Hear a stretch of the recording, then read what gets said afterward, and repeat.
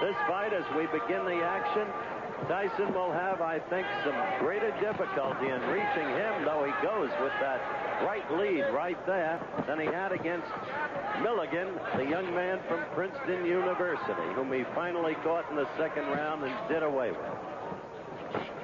First round action, and you see Tillman quickly moving on his toes. See that?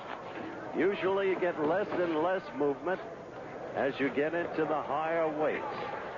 And we saw very little movement in the Womack bout against his opponent, Benny Hurd. But here you're seeing Tillman move.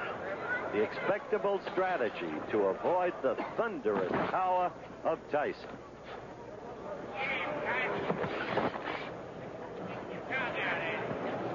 Third man in the ring in this bout is Jerry Dusenberry, another of the accomplished officials I've discussed. He will not, however, be one of the four going to L.A. to work.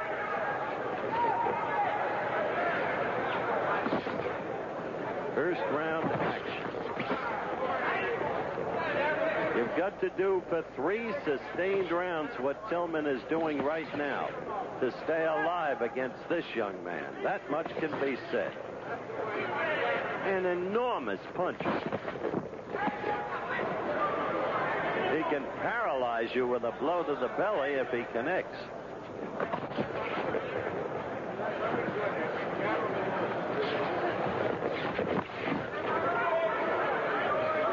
Tillman well aware of that power, seeking to score with the left jab and get out of there. Move and keep scoring, as he did right there and right there. That's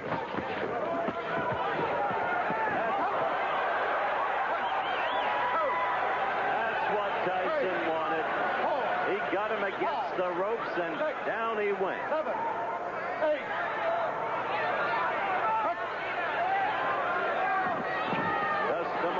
Says the young man will become the heavyweight champion of the world. Some laughed at him when he made that prediction about Floyd Patterson. As you've seen, the background awfully similar to Floyd. Different sections of the same borough, Brooklyn.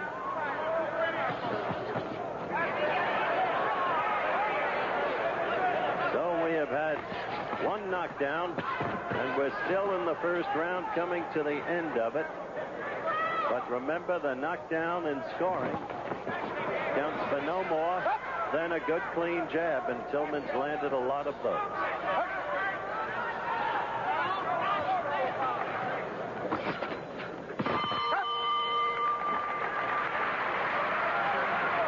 We're going to stay. We'll go to Mike Tyson in his corner. Having a quick bat on the left ear from his handler, Kevin Rooney.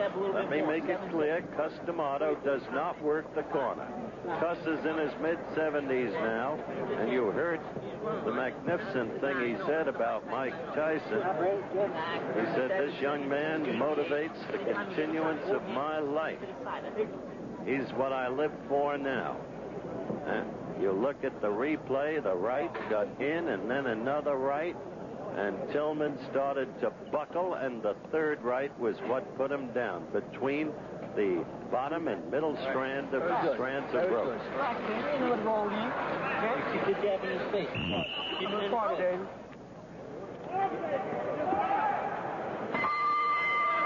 The bell for round 2. Just keep the jab in his face, the handlers told Mike Tyson. Tillman quickly again on his toes, moving, usually to the left.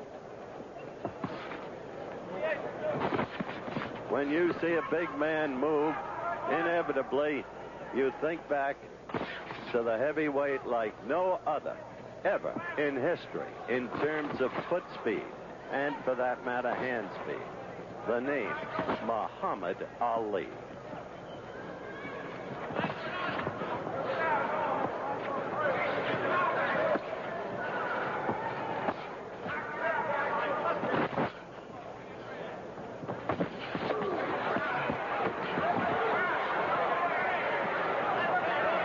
Tillman has had a prior experience experience in learning survival. He had been knocked down by DeWitt, the big Canadian heavyweight, favored for the Olympic gold by many.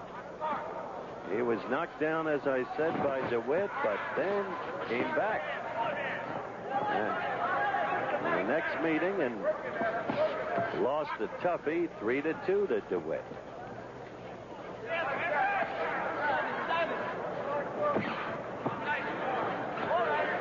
If you watch closely, Tillman is fighting very cleverly in this round thus far and effectively.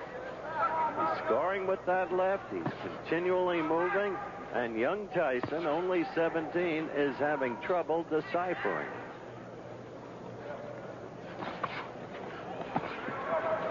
Well, Tillman right there.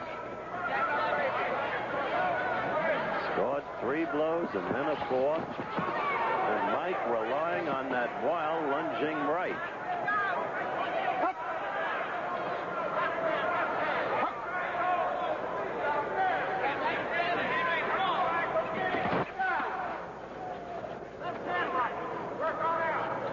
Inside the final minute of the round. Tyson desperately trying to get to Tillman, having clawed him once in the first round. His aim for the referee to stop the contest. But he's got to score to do it. He's got to knock the opponent down to a point where he can't get up. He must rely on the knockout because Tillman is building up points very clearly in this round. Points by a huge margin, at least in my opinion.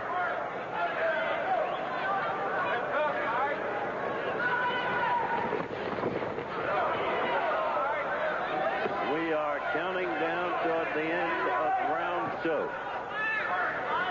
Tillman has fought a very intelligent round, knowing the opponent's strengths and his vulnerabilities.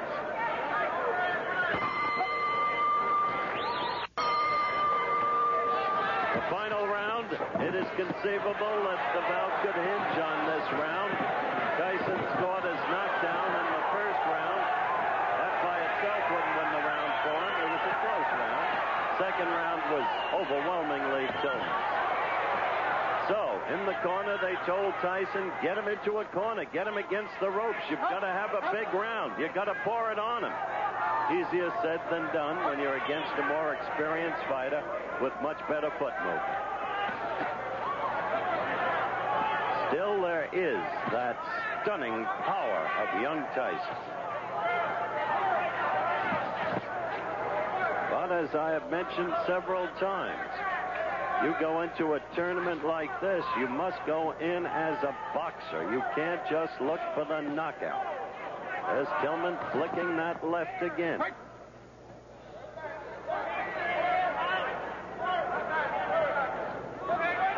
It is conceivable, based upon the box-off procedure that I described at the very top of our telecast, that these two could meet again on July 6th. It is conceivable. Remember, the most noteworthy opponent is selected by a duly appointed board. Coach Pat Nappy is one member and a very influential one of that board as Tillman keeps working the left. And Tyson has not been able to do what Kevin Rooney in his corner asked him to do. Get him against the ropes or get him in a corner and bang him. Yeah, right there he's trying.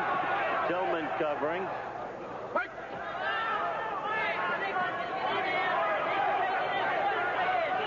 Tyson has very little time left. He scored there, indeed. Crowd always looking for the knockout.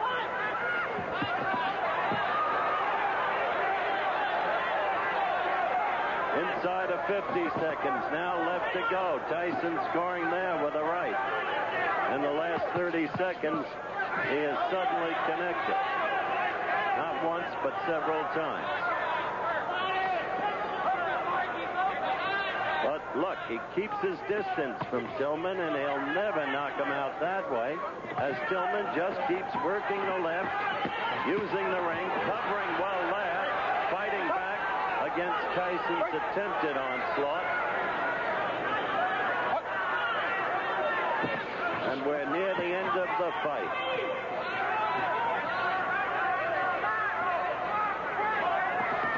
So there will be no knockout by young Mike Tyson in this fight, though there was a first-round knockdown. The bell. And it should go to Tillman easily. The decision. Henry Tillman in the red corner. Of course, exactly what you had to expect. After a tough first round that might have been given to Tyson, Tillman was clearly superior in the next 2 rounds. It was an unanimous decision.